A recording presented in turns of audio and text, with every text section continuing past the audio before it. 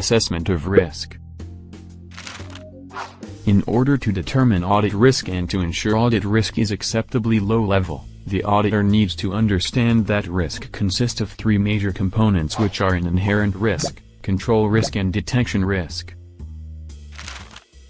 Inherent risk is the susceptibility of an account or class of transactions to misstatement that could be material, individually or when aggregated with misstatements in others' balances, assuming that there were no related internal controls.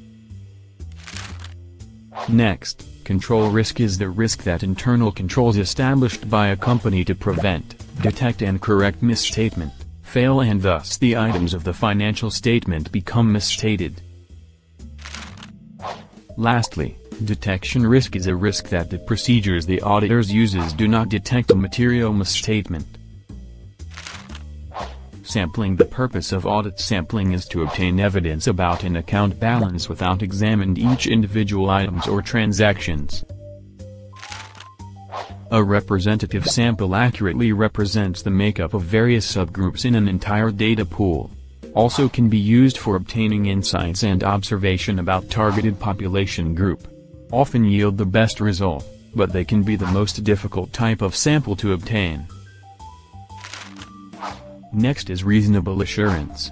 Reasonable assurance is a high level of assurance regarding material misstatements, but not an absolute one. In order to achieve reasonable assurance, the auditor needs to obtain sufficient appropriate audit evidence to reduce audit risk to an acceptably low level.